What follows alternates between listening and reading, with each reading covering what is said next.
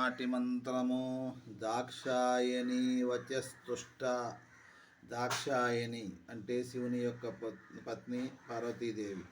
ఆమె మాటలకు ఎంతో సంతోషించేవాడు. పార్వతీదేవి ప్రశ్నకు సమాధానంగానే ఈశ్వరుడు శ్రీరామ రామ రామేతి రమే రామే మనోరమే సహస్రనామ తత్తుల్యం రామనామ వరాననే. శ్రీరామ రామ రామేతి రమే రామే మనోరమే సహస్రనామ తత్తుల్యం రామనామ వరాననే. శ్రీరామ రామ రామేతి రమే రామే మనోరమే సహస్రనామ తత్తుల్యం రామనామ వరాననే. ఇలా 3 సార్లు ఎవరైతే ఈ మంత్రాన్ని జపిస్తారో వారికి విష్ణు సహస్రనామం మొత్తం చేసిన ఫలితం వస్తుంది అని చెప్పి ఈశ్వరుడు ఆ అమ్మాయి అన్న పార్వతీదేవికి చెప్పి ఉన్నాడు.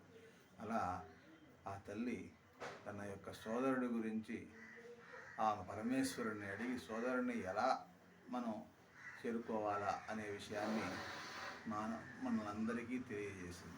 అందుకనే ఆయన్ని దాక్షాయణి వచస్తుష్టాయ నమః. తన యొక్క సోదరి మాటలకు ఎంతో సంతోషించేవాడు అయినటువంటి శ్రీ వెంకటేశ్వరుని పాదపద్మములకు నమస్కరించుచున్నాను. ఓం దాక్షాయణి వచస్తుష్టాయ నమః. ఓం దాక్షాయణి వచస్తుష్టాయ నమః. ఓం దాక్షాయణి వచస్తుష్టాయ నమః.